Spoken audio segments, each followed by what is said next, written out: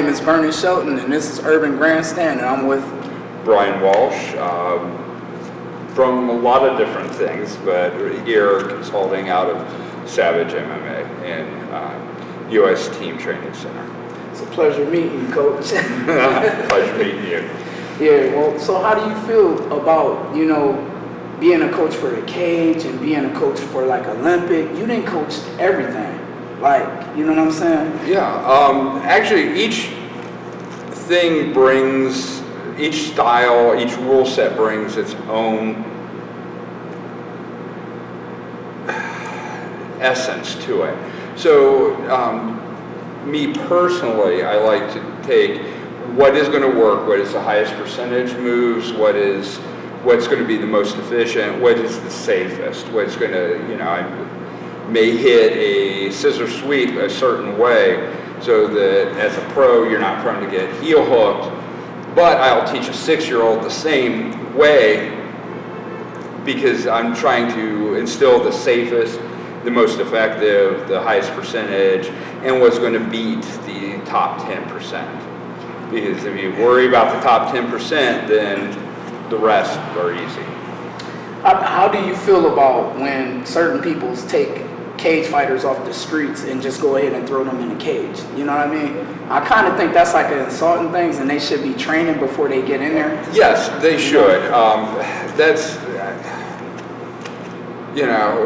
most of the gyms and most of the people that are actually really fighting actually tend to call them goofballs that think that just because they're playing Nintendo or playing UFC on Xbox that they can actually do the same thing in the cage, and it's a completely different thing. It's actually even very different from a street fight because you actually have somebody training specific set of skills and a particular rule set, and people get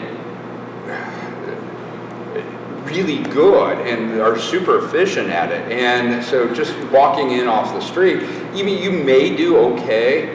You may do okay for the first 1 or 2 fights, but then when you start getting in a little bit deeper, it gets other people that are actually training, then you actually are doing yourself a disadvantage. Because as they're going, their skill set's improving. You have a couple wins just because you fought a couple puds. And what happens is now you're here and you haven't really increased your skill sets or your tools, basically. And the guys that are training are just are leaving you behind. Do you consider yourself a winning coach? If you have a student, just saying, if you have a student that listens to you and really pay attention to you, Oh yeah, that's actually kind of what I try to pride myself. Usually our record tends to be winning for whatever we go into, because winning is so much nicer than losing.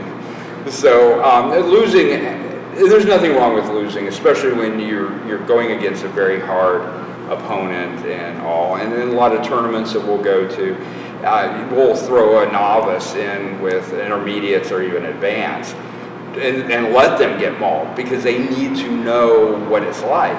And then maybe the next tournament they go to, they lasted 30 seconds and now they're up to a minute. That's major improvement. So you have to compete against some really good people. You have to know where you're aiming at too. So, and yes, I like to win. I mean, and so the style of jiu-jitsu that I tend to show, a lot of people some people don't like it, a lot of purists don't like it, because it's very hybrid. So we'll take whatever works. We're going to take the highest percentage stuff that works.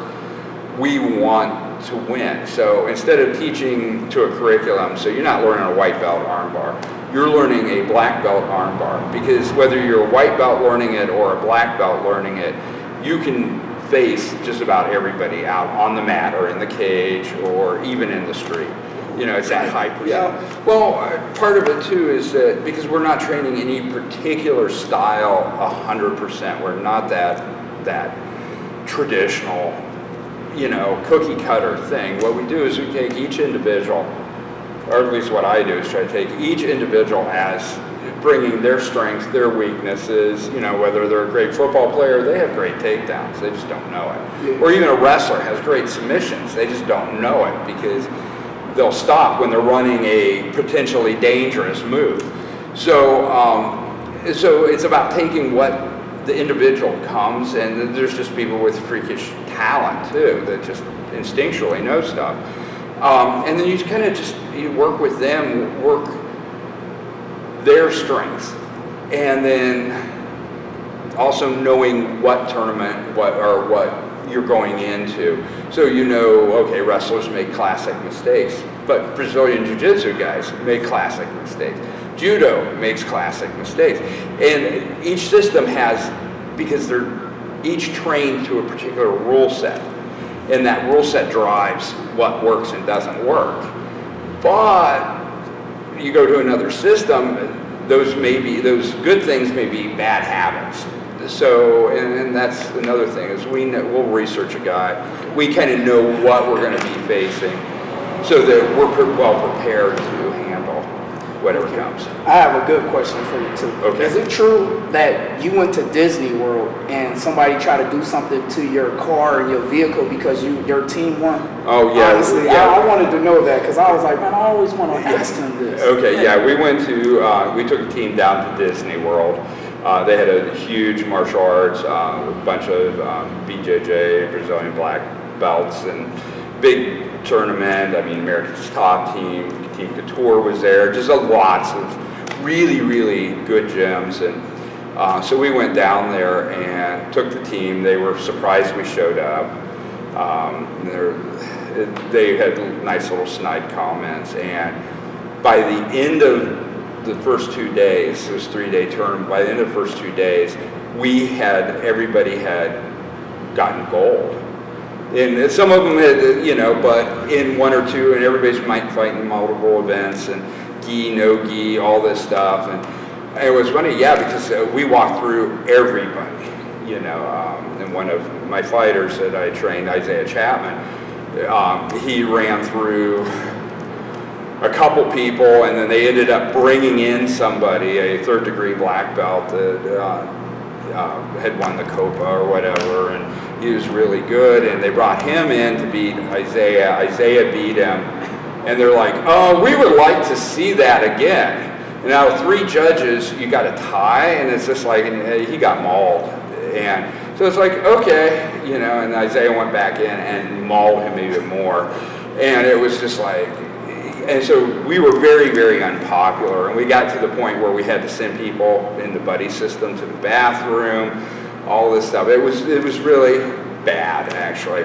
And we went out, and every tire, all my tires were flat. They didn't stick it. At least they took the caps off and let all the air out. So I mean, so that was nicer than actually sticking a knife in it, but. Yeah, I mean, so yeah, we weren't very popular, but we met some really very good people. I mean, the very good people down there, and it was not like Team Couture or America's Top Team that were doing it. It was some of the other smaller schools that were very unhappy with us coming in and stealing their thunder. Running with the show. Yeah, pretty much. Yeah. Okay. So. Have you ever had anybody offers, like you had offers to get your own gym? Because you're so talented. Yeah, I have had offers to get my own gym, but I do this because it's a passion. Okay, it's something I enjoy. So I'm consulting and doing along that lines, and I'll work with people, working with a lot of different individuals, from former UFC people who were thinking about trying to get back into the UFC, to people from World Series of Fights, and a number of different, you know, pretty much all the top shows we've worked with. And so I really like working with the elite athlete. If I had a school where it became a money thing and I had to focus on the money, then I feel like I would give up some of that integrity, I guess, because I'm trying to please everybody. And right now I try to just please myself and, well, actually kind of the facility that I've been consulting with in actually trying to help facilitate the getting a lot of the different things, such as the kickboxing, Olympic-style kickboxing in here. We're getting Olympic-style karate, Olympic style. Pretty much the whole Jiu-jitsu, grappling, it's just pretty much right across the board.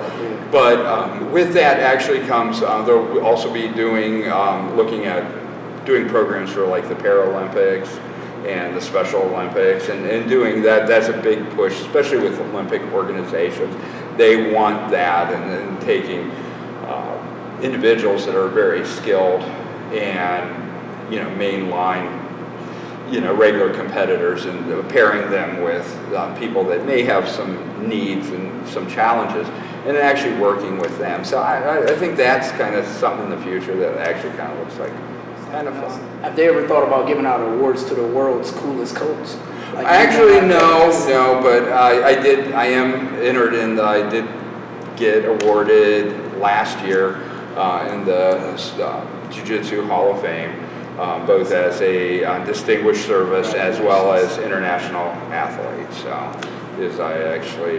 it was before there was a real true worlds. It was just as it was starting, and there was, I think, 8 different countries involved, and I actually maybe more than that.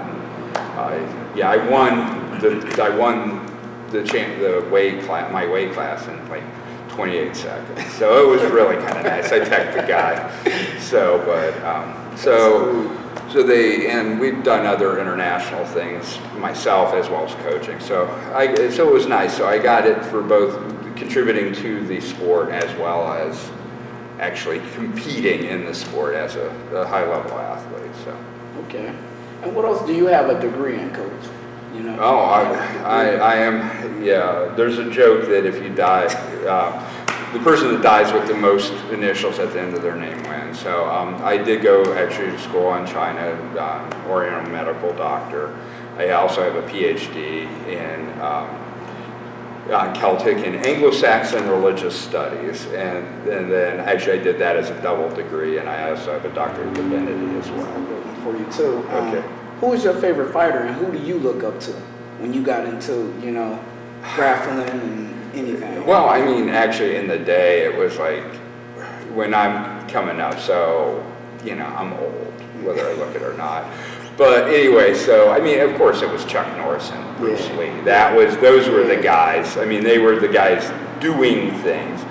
And, so when I first got started, actually, I was doing like the full contact karate, and stuff like that. And then I didn't really like the point stuff, but then they also were having the continuous sparring where you're allowed to keep, and it's about, you have little tickers and they're racking up the points. And so I really liked that. And so I can honestly say probably Chuck Norris was the guy that kind of did, and he kind of did everything. I mean, he'd throw people, and he was the guy. That's cool. So. Well, this is Vernon Shelton, and this is Urban Grandstand, and you could give a shout out. Well, Brian Walsh, I'm consulting here at Savage MMA and actually the U.S. Team Training Center. That's it. All right, pleasure.